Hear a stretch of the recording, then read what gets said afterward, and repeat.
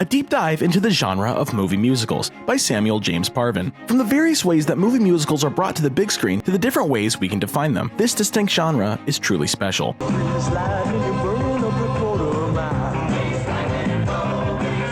It seems like discussing the genre of the movie musical is almost taboo. From cinephiles to casual moviegoers, those that I've talked to either really love them or really hate them. Musicals have always been a steady genre in Hollywood, despite the lack of respect they may receive from the industry. But now more than ever, they seem to be brazenly making a comeback, demanding the praise they deserve. From classics like Grease, to remakes like Steven Spielberg's upcoming West Side Story, to original musicals like La La Land, to Broadway productions adapted to the main screen, and even more. Let's take a deep dive into the genre of the movie musical. The lack of respect for movie musicals.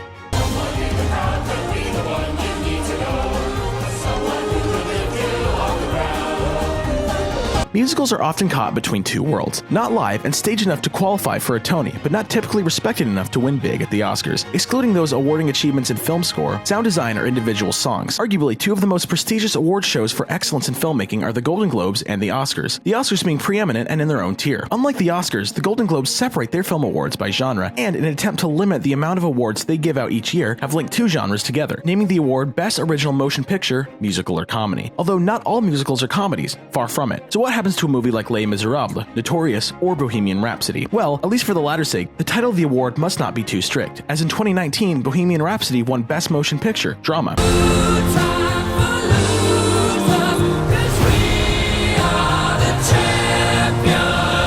It is clear that they do not have it all figured out. In 2017, 5 films from the preceding year were nominated for Best Motion Picture, Musical or Comedy at the Golden Globes: 20th Century Women, Deadpool, Florence Foster Jenkins, La La Land, and Sing Street. 3 of these musicals were comedies. One was a musical and comedy, and the other was quite simply a musical. Nevertheless, La La Land, which I would personally not consider a comedy, took home the award. Isn't this unfair to the comedy movies in the same category? On the other hand, the drama genre does not get the same treatment. For some reason, it's been deemed as being deserving of its own award. Clearly, this is not the right way to treat musicals, or comedies for that matter. Conversely, the Academy Awards does not simply include musicals in any separated or distinct capacity, choosing a secondary genre with which film fits, and awarding it thusly, forgoing the overall musical achievements they may make. Perhaps producers and studios realize that it is needlessly difficult for them to win the top Oscar if they choose to make a musical. Awards are not the best indicator of a good story, but they're a common goal for most filmmakers. As a musical come awards season, they would be going up against more traditional explorations in cinema with regards to the genre represented in each category. So why should investors and creators sink so much time and money into content that won't receive cordial acclaim? Most recently, La La Land won Best Motion Picture, Comedy or Musical at the 2017 Golden Globes, and Rami Malek won Best Actor in a Leading Role for Bohemian Rhapsody at the 2019 Academy Awards. And that would make it seem like there's no dearth of respect when it comes to movie musicals being celebrated by award shows.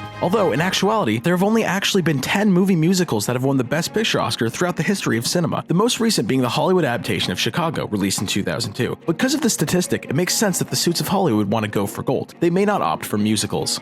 A comeback in various forms.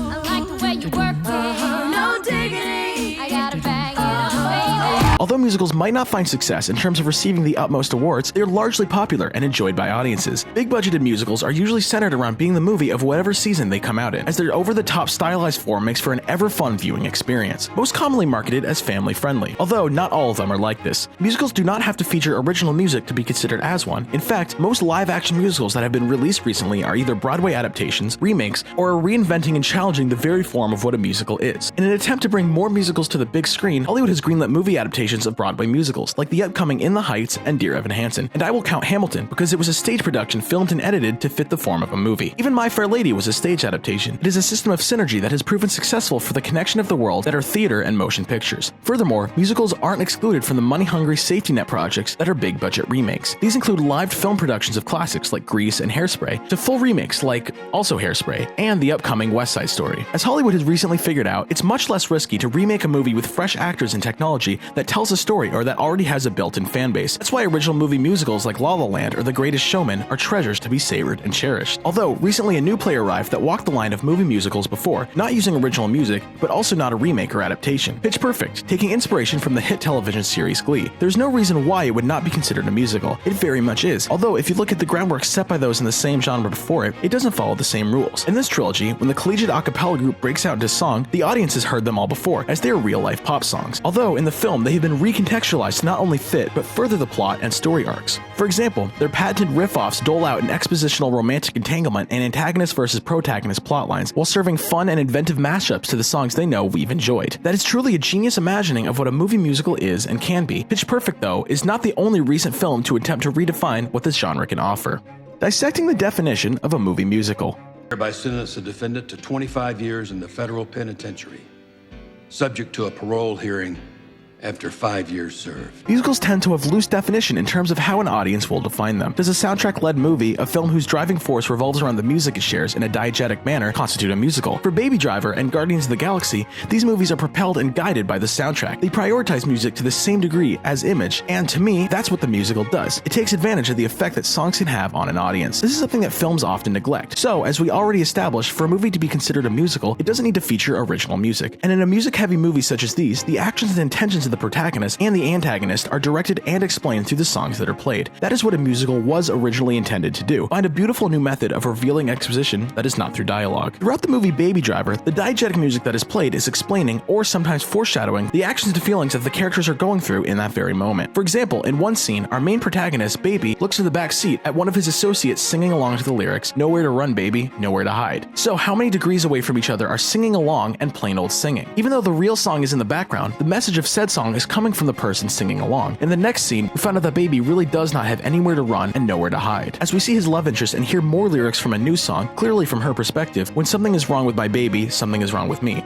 That is beautiful, musical-style storytelling, in my opinion. Now, it's up to you to self-define what you may consider a musical. Hopefully, if you are one who is adverse to them, my declaration of Baby Driver as a musical does not deter you from watching it, because it is a masterpiece. Personally, I wish that people didn't see musicals as genres only for kids, and saw them as substantive works of art. And I wish that the entertainment industry and their awards gave them more respect. I fully understand that those two play hand in hand. Respect has to come from either side before it gets fuddled over to the other. Some of the most beautiful, sad, funny, and complex stories that I have ever seen have been musicals, even in terms of musical comedy, like in Bo Burnham's new musical comedy special on Netflix, Bo Burnham Inside. We're going to go where everybody knows everybody. I think in order to fully appreciate a movie musical, an open mind is necessary, because they're always one degree away from reality, a degree towards something more fantastic than the world we are in, one filled with vibrant, melodic music. I hope that you give it a shot, and, by the way, you know it's good when you can't get the music out of your head.